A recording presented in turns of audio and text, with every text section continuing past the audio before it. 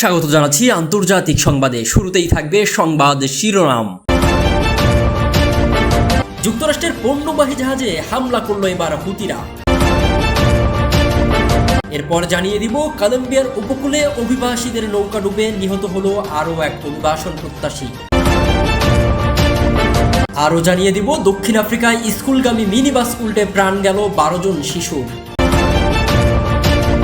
আর সর্বশেষ জানিয়ে দিব ইউক্রেন থেকে শিক্ষা নিয়ে নতুন ট্যাঙ্ক তৈরি করলো ভারত।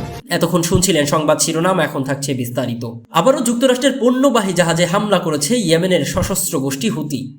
এক বক্তব্যে এমনটা দাবি করেন ইরান সমর্থিত গোষ্ঠীটির মুখপাত্র ইয়াহিয়া সারে। মঙ্গলবার 9 জুলাই আরব সাগরের বেশ কয়েকটি ব্যালিস্টিক ক্ষেপণাস্ত্র দিয়ে মার্কিন পণ্যবাহী জাহাজ মায়োরস্কো সেন্টাসায় হামলা চালায় বিদ্রোহী এই গোষ্ঠীটি। এতে প্রাথমিকভাবে হতাহতের কোনো খবর না পাওয়া গেলেও ধারণা করা হচ্ছে বেশ ক্ষয়ক্ষতির মুখে পড়েছে জাহাজটি। একই সঙ্গে এডেন উপসাগরে আরও 2টি জাহাজে ড্রোন হামলার দাবি ইরান সমর্থন পুষ্ট এই গোষ্ঠীটির। এদিকে হুতিদের একটি ড্রোন ধ্বংসের দাবি করছে যুক্তরাষ্ট্রের সেন্ট্রাল কমান্ডো।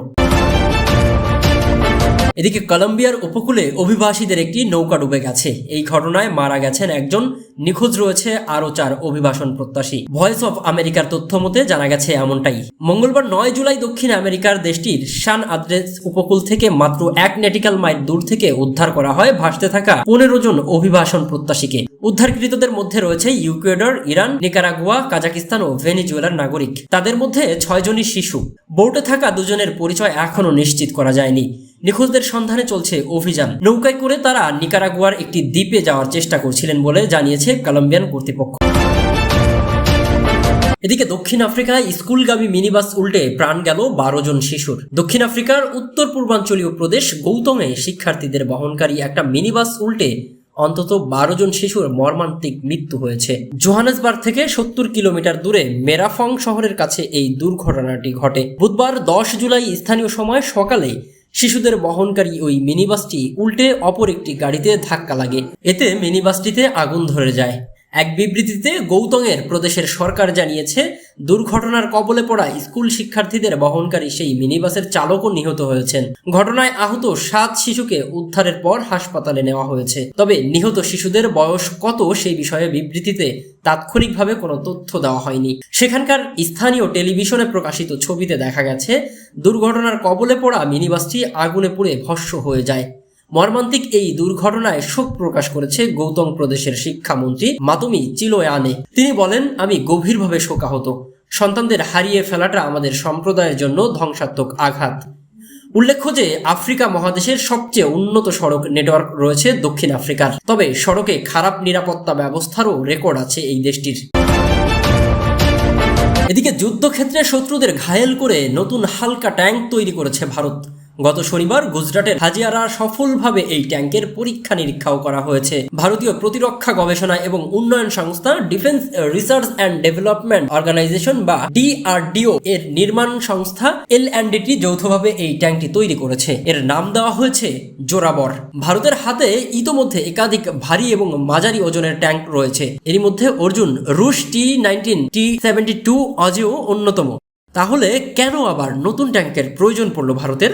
2020 সালের আগস্টে লাদাখের গালওয়ান উপত্যকায় চীনা পিপলস লিবারেশন আর্মির হামলায় 20 জন ভারতীয় সেনার মৃত্যুর পর নতুন ট্যাঙ্কের প্রয়োজনীয়তা অনুভব করেছে ভারত। সেনা মোতায়েনের সময় বোঝা গিয়েছিল পাহাড়ি অঞ্চলে হালকা ট্যাঙ্কের প্রয়োজনীয়তা। এরপর আবার 2022 সালে রাশিয়া ইউক্রেন যুদ্ধ চলাকালীনও নতুন ট্যাঙ্কের প্রয়োজনীয়তা অনুভব করে ভারত। গালওয়ানে সম্ভাব্য চীনা হামলায় আশঙ্কায় দ্রুত প্রকৃতি নিয়ন্ত্রণ রেখা সেনা মোতায়েন করার সময় হালকা ট্যাঙ্কের প্রয়োজনীয়তা অনুভব করা হয়। অর্জুন ভীষ্ম বা অজেয় ওজনে ভারী হওয়ায় লাদাখের পাহাড়ি অঞ্চলে যুদ্ধের উপযুক্ত ছিল না। সেই সময় চীনা হালকা ট্যাঙ্ক জেরটিকি 15 এর মোকাবেলায় ভারতীয় সেনাদের ভারসাম্য করতে হয়েছিল 80 দশকের রাশিয়া থেকে আনা BM-2 ইনফ্যান্ট্রি ফাইটিং ভেহিকলস সাজোয়া গাড়ি এর উপর। সেই সংঘাতে ভারতীয় 20 সেনার মৃত্যুর পর লাদাখে টানাপোড়েনের সময়ই সেনাবাহিনীর পক্ষ থেকে হালকা ট্যাঙ্কের আবেদন জানানো হয়েছিল প্রতিরক্ষা মন্ত্রণালয়ের কাছে। প্রাথমিকভাবে চাহিদা মেটাতে বিদেশ থেকে আমদানি কথা ভাবা হলেও শেষ পর্যন্ত প্রধানমন্ত্রী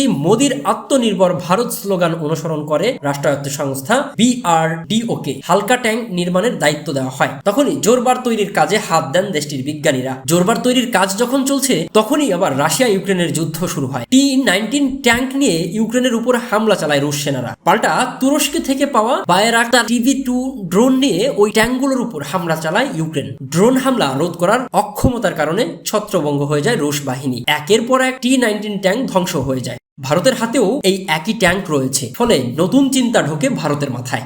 যদি কখনো ভারত পাকিস্তান সংঘাত শুরু হয় তাহলে তুরস্কের থেকে ওই একই বায়রাক্তার TV-2 ড্রোন পেতে পারে পাকিস্তান, এমন আশঙ্কা করে ভারতীয় নিরাপত্তা বিশ্লেষকরা। ভারত ঠিক করে নতুন মোড়কে তৈরি করতে হবে রুশ ট্যাঙ্ক T-19। এরপরেই রুশ ইউক্রেন যুদ্ধ থেকে শিক্ষা নিয়ে T-19 ট্যাঙ্কে নতুন রূপ দিয়ে T-19MK3 তৈরি করে ভারত। নতুন এই ট্যাঙ্ক যেমন ড্রোন হামলা প্রতিরোধ করতে সক্ষম, তেমন নিজেও চলতে পারে ড্রোন সঙ্গে নিয়ে। এই ট্যাঙ্ক থেকে ড্রোন হামলাও চালানো যায়।